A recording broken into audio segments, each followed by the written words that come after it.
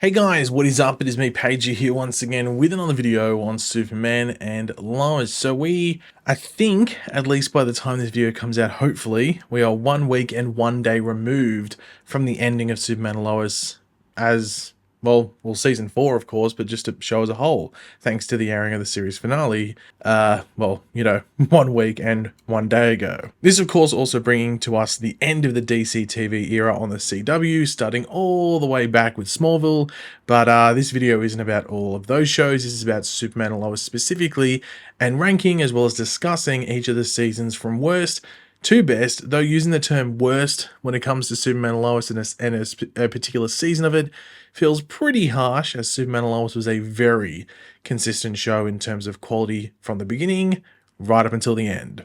Now, there are, of course, only 4 seasons, not like it's a Flash or an Arrow or anything like that, where there's, a decent, variety in regards to the size of it, and there's a larger pool to pick from. But that makes it even tougher to split some of these seasons from Superman and Lois, as I think there is actually only really one season that probably differs than the other 3. And I feel like this could be a super, pun probably intended, varied list from mine to one of you to another review, just because the show was so consistent and people are going to give slight favoritism to certain things from specific seasons, and that puts it higher up, up on their rankings. So yeah, it will be interesting to see everyone's rankings. But of course, speaking of everyone's rankings, feel free to leave them in the comment section down below from 4 to 1. Maybe just leave your favorite season. I don't know, it's up to you. You can do how you want. I'm not going to control how you comment on the video, and just leave your overall opinions down there. And of course, if you're going to enjoy the video, want to show your support, drop a like. Takes 2 seconds. So let's just get straight into it. Let's not, beat around the bush, if you want to put it. And I will sort of explain, I guess, the general reason that a certain season is where it is, as well as give pros or cons, or maybe just a highlights, of a specific season, depending on, which season it is. But at number 4, coming in last spot, if you want to call it the last spot or the worst spot, is that of season 2. Now, season 2 of Superman and Lois, I think, has the most going on, which makes it a pretty crazy season to watch from week to week, let alone on a binge watch when all the episodes are available, I think, because there was so much going on in this season from various angles and different areas. It is definitely bloated and a bit messy come the end of the season.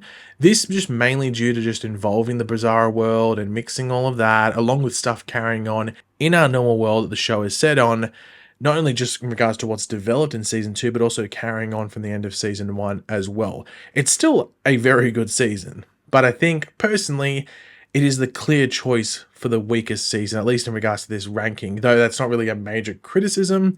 It's just how this, I guess rating has to go based on the rank. In regards to the pros, the 2 I wrote were pretty much the same, or at least they tie back to the same thing. But the first thing is the Bizarro twist. I think making us think it's Doomsday, then going to the Bizarro, and then of course what happens in the later season, going back to that. I think season 2 probably works better as a season reflecting on what happens in, I guess, specifically season 4, but also the end of season 3. I think looking back on season 2, that you can appreciate the story more. But on its own, like even just the Bizarro twist and some of the Bizarro stuff going on, I thought was pretty good. And just the Bizarro world as a whole, I thought that was really well done. Though, as I said, it gets a bit messy when you start to combine it with some of the other stuff going on, without like the main world that the show is set on. But it was still very impressive what they did. And I think that episode where we get like the backstory and stuff is also a massive highlight. And in regards to the cons, well, there's only one con. There's not even plural. And I think it's the obvious one that at least a lot of people will point to. And that's just the villain, Ali Olston, a lot of the stuff revolving around her. It wasn't awful. Like, it definitely wasn't bad. If it was awful, then the season would be, like, much weaker than how we're portraying it.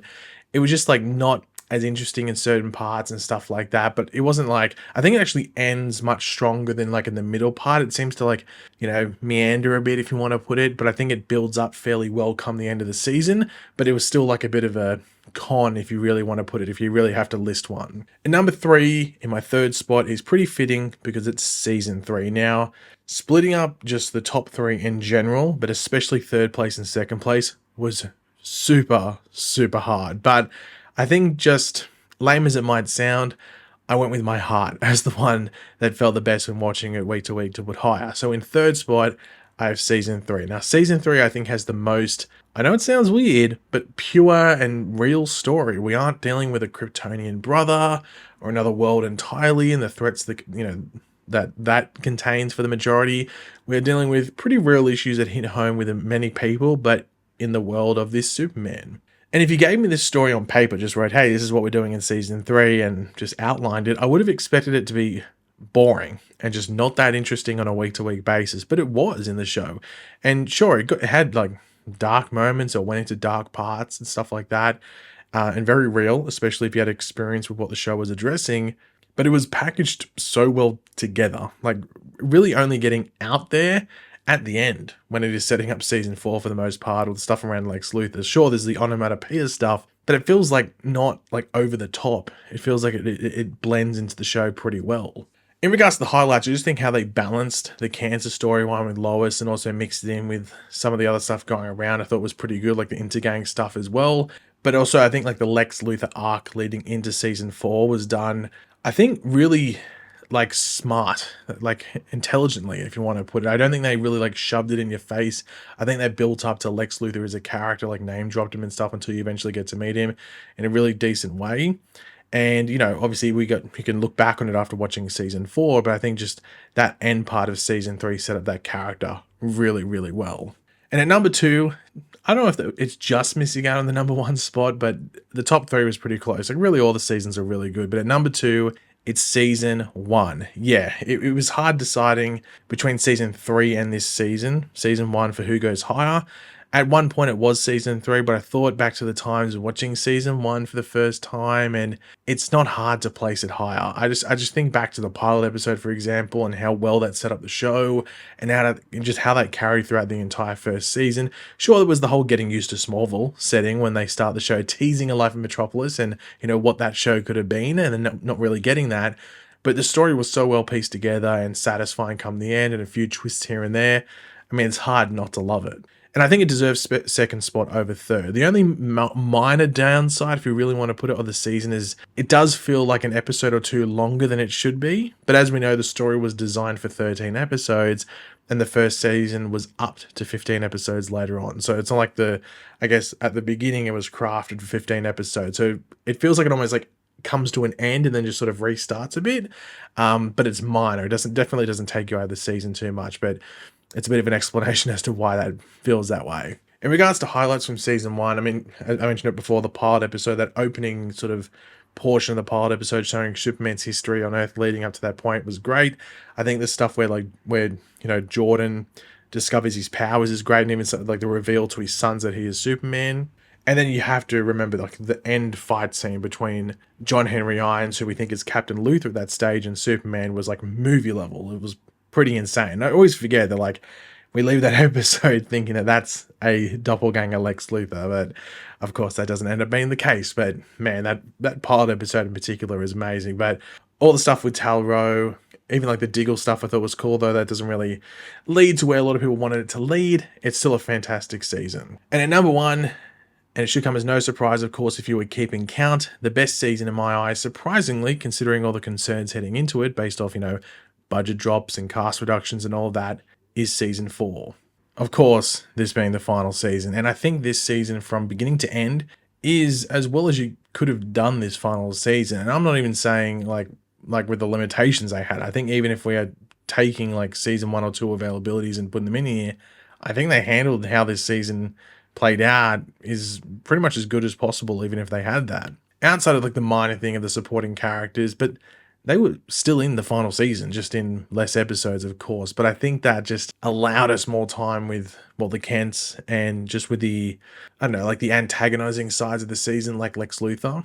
I mean, even with the concerns of the budget, like this season had a lot of doomsday, a lot of fight scenes, a lot of super family shenanigans.